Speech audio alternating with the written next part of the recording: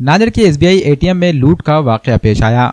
Malegaon road पर भौसार चौक के करीब ATM machine का पूरा कैश सेक्शन लुटेरे लेकर गायब हो गए। ये वाकया सुबह 2 से 3 बजे के करीब पेश आया। इस एटीएम सेंटर में 2 एटीएम मशीनें हैं। एक एटीएम मशीन को लुटेरों ने तोड़ दिया। बताया जाता है कि मशीन को निकालने के लिए एक जीप का इस्तेमाल किया गया। एटीएम सेंटर का मेन शीशा टूट गया है। इस दौरान जिला एसपी श्री कृष्णा कुकाटे ने जाए वारदात का दौरा किया। खास बात यह है कि चोरी किया गया ATM centre Bhagyanagar police station से सिर्फ 500 मीटर की दूरी पर वाक़ है। इस लूट से पुलिस की रात की गश्त पर सवालिया निशान भी लग गया है। पुलिस अब लुटेरों की तलाश में सरगर्दा है।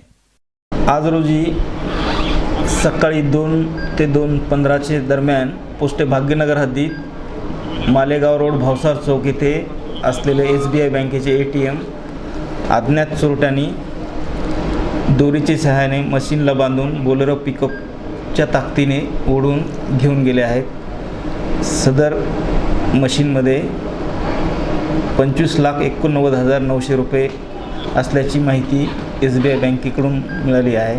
त्या संबंधाने पोलीस स्टेशन भाग्यनगर येथे कलम 457 380 भादवीप्रमाणे गुन्हा दाखल करून पुढील तपास करीत आहोत। सदरची घटना ही सीसीटीव्हीमध्ये कैद झाली असून सीसीटीव्ही फुटेजच्या आधारे सदरचे बोलेरो पिकअप ज्या मार्गाने गेले आहेत त्या मार्गावरचे सीसीटीव्ही फुटेज हस्तगत करून पुढील तपास करीत आहोत।